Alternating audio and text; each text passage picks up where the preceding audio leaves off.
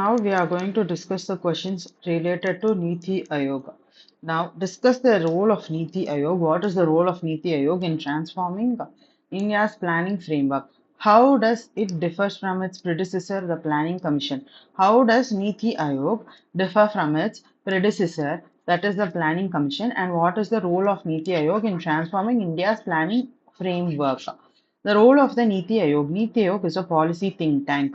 It provides strategic and technical advice to the center and the state governments. Strategic and also the technical advice. This advice is provided to the center and the state government. Right. Strategic and technical advice to the center, and then we have the state government. Discuss the role of Niti Aayog in transforming India's planning framework. In the planning framework, it is providing advice, the strategic advice, and then the technical advice. The role of the Niti Aayog it is a policy think tank. It promotes cooperative federalism cooperation between. So when there is a cooperation, so we have cooperative federalism.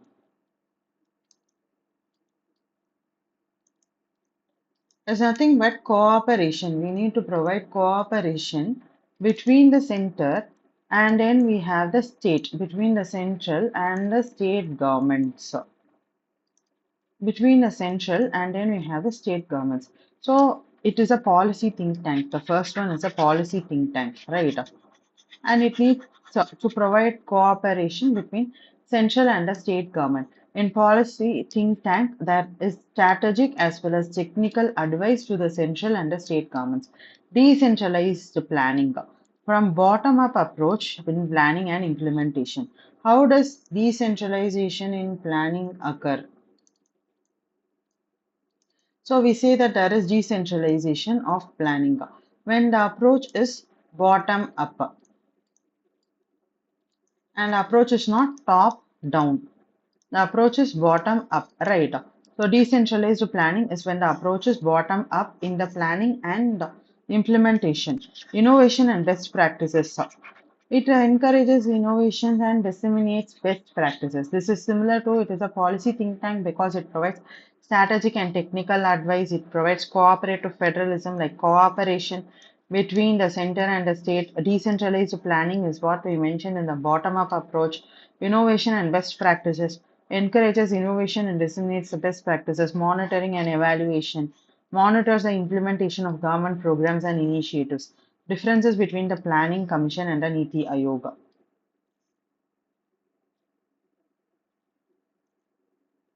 Structure and the function. Niti Aayog is more flexible and advisory structure compared to the Planning Commission's centralized control.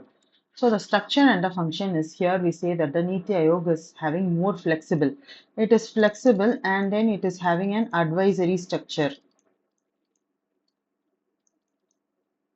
It is having a flexible and it is having an advisory structure when we are comparing it to the Planning Commission's centralized control.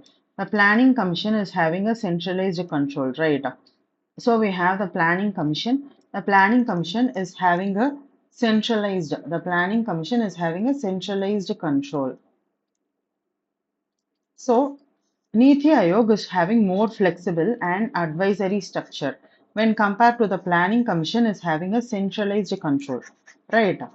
Then focus on cooperative federalism. Niti Aayog emphasizes cooperative federalism and state participation.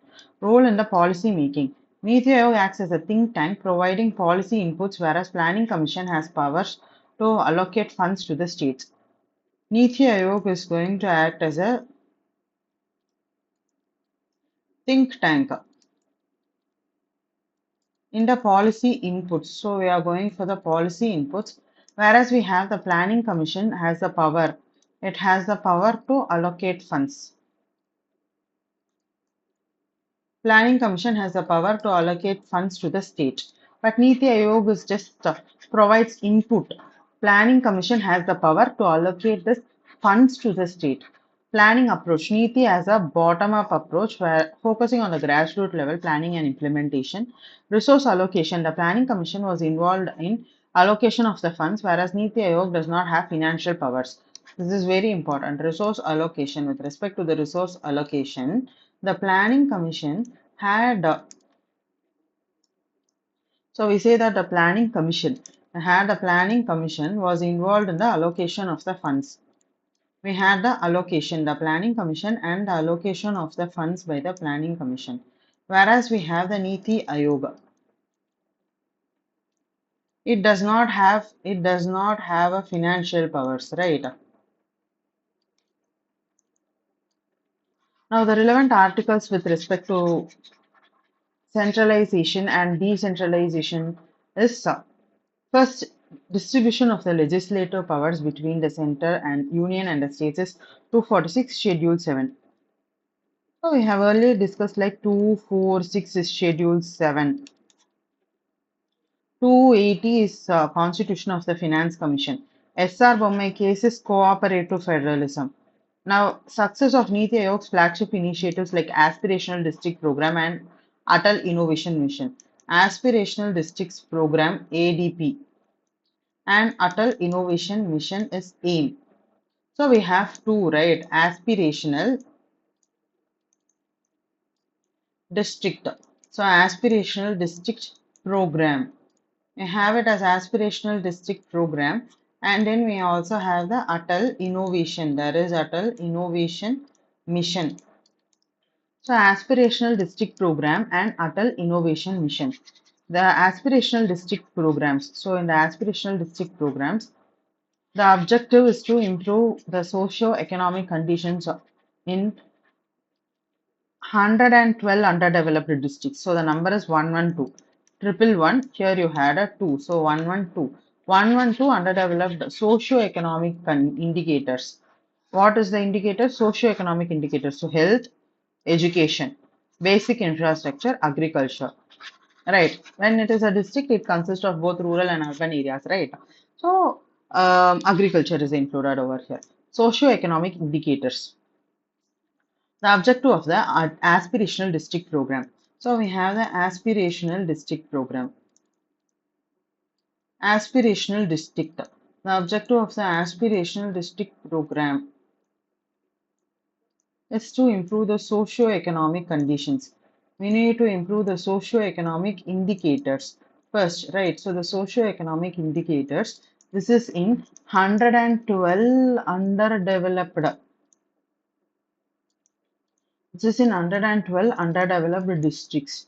So we have 112 underdeveloped districts.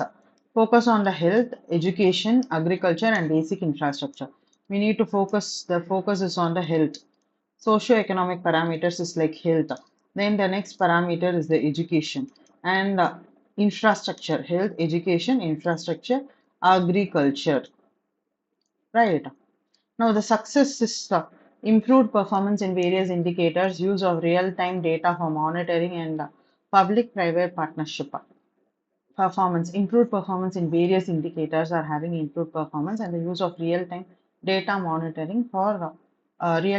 for monitoring and public-private partnership, implementation issues, lack of capacity, local capacity, and need for sustained efforts. Atal Innovation Mission. The objective is to promote the culture of innovation and entrepreneurship. So, innovation mission is related to innovation, and we have entrepreneurship. We have both the innovation and then we have entrepreneurship. So, what all the functions we have here? The first one is the innovation, utter innovation, and then we have the entrepreneurship. Entrepreneurship. Key components are Atal Tinkering Tabs, Atal Incubation Centers, Think, and use incubation, Atal New India Challenges.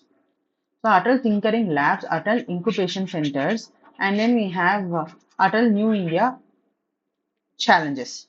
Establishment of numerous tinkering tabs and incubation centers fostering the innovation among the youth. Need for scalability, ensuring the access to rural and underserved areas. Relevant Article 21, right to life and personal liberty, right to education and health, right? G as powers and responsibilities of panchayats for economic development and social justice. Mohini Jain versus State of Karnataka, the right to education is a fundamental right under Article 21. So you have to remember Mohini Jain versus State of Karnataka.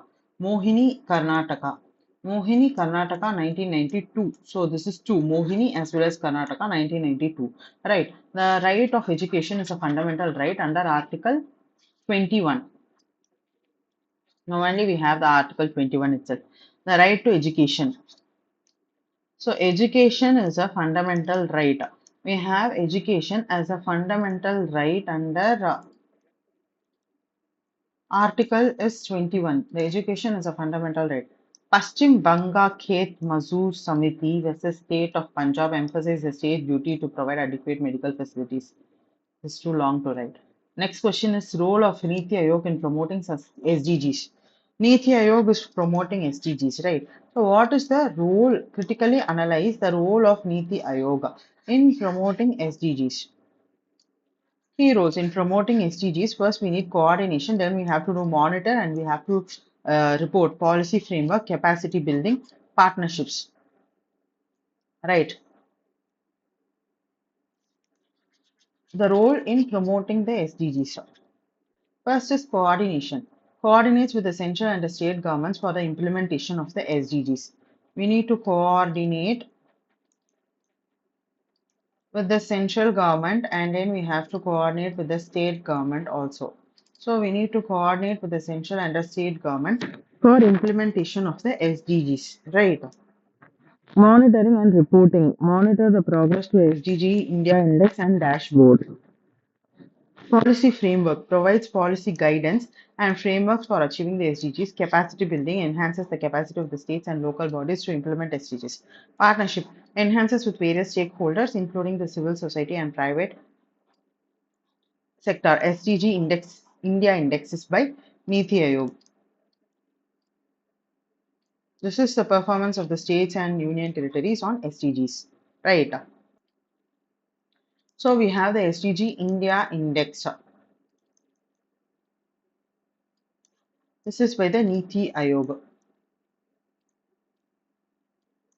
SDG India Index is by Niti Aayog. Localization of the SDGs, efforts to integrate SDGs into local development plans. Challenges is there is a data gap, there is a lack of reliable data for monitoring progress. Resource constraints, financial and human resource limitations, coordination issues, need for better coordination among various stakeholders. Relevant constitutional provisions is Article 47, 51 AG.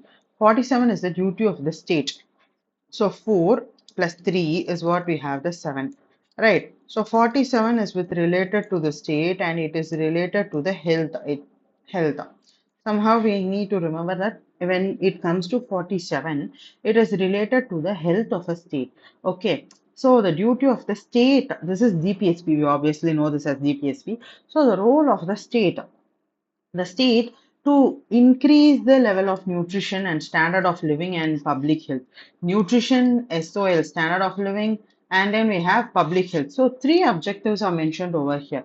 The state must improve the health, but also the nutrition levels, right? Level of nutrition and the standard of living health. So three components are mentioned over here, 1, 2, and 3. That's why 4 plus 3 components is 7. So 47 DPSP is the role of the state. The state must focus on increasing the level of nutrition, the standard of living, and to improve the public health. Right. Article 51G. The duty of the citizen to promote, protect, and improve the natural environment. Protect and we need to improve the natural environment.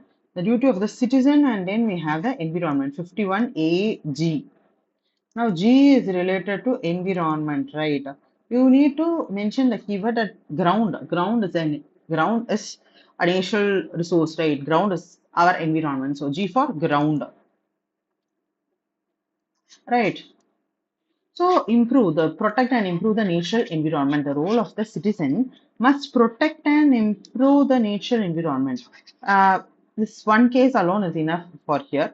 MC Mehta versus Union of India emphasized the state's duty to protect the environment. So MC Mehta versus Union of India 1987. So 1987 like reverse, right? So the role of the state. Usually we see that the role of the central government or the role of the government, right? But here we have a mention on the state to protect the environment. So it is like a reverse, right? Usually we speak something. having a change, right? Usually we speak about the central government, but here we are speaking about the state's duty, right? They emphasize the state's duty to protect the environment. So MC Mehta versus Union of India. We have 1986 is reverse, right? The state's duty to protect the environment. Now, how does Niti Aayog contribute for the promotion of digital governance in India? So we have to remember digital governance. The role of the Niti Aayog. So, what is the role of the Niti Aayog? The role of the Niti Aayog to promote the digital governance of India. Right.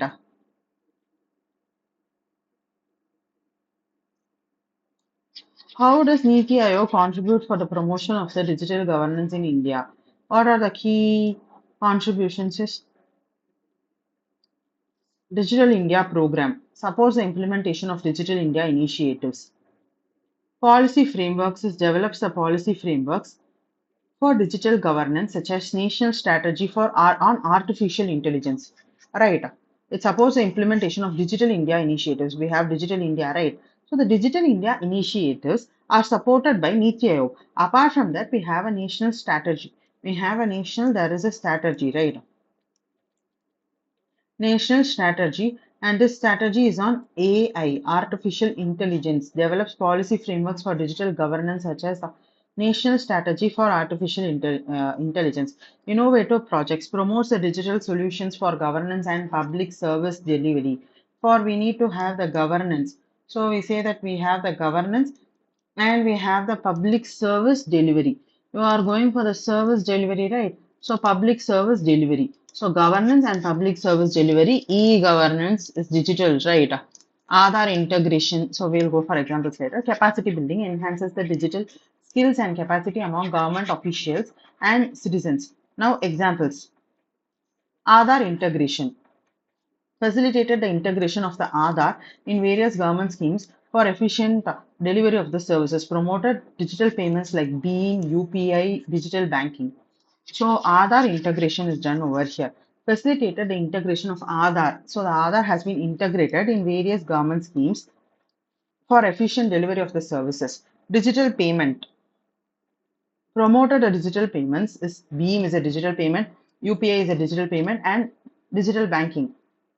Healthcare and education.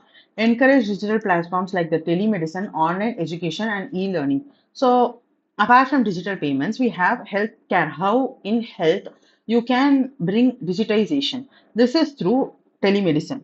And education, you have online education and e-learning as well. So, platforms. What are the platforms? Supported the development of digital platforms like Government e-market is GEM. Government e-marketplace and Pragati is proactive governance and timely implementation. This is related to government governance. Like so, Pragati is very important. Pragati is proactive governance and timely implementation. TI is timely implementation. Proactive governance. Relevant articles is right to privacy is linked to the use of digital data and Aadhaar. Right to privacy is related to the digital data as well as the Aadhaar. This is in Justice KS Puttaswamy case of 2017, Article 19(1)(a). So we have Article 19(1)(a) is the freedom of speech and expression. We are going for the freedom of speech. So here we have the freedom of the speech. So the freedom of the speech and then we have the expression. This encompassing the access to digital information.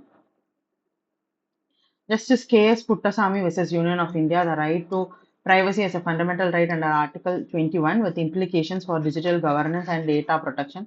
Shreya Singhal versus Union of India 2015. It struck down Section 66A of the IT Act. Shreya Singhal Shreya Singh, not it is Shreya Singh. So it is Shreya Singhal versus Union of India 2015 Freedom of Expression Online. So Section 66A of the IT Act.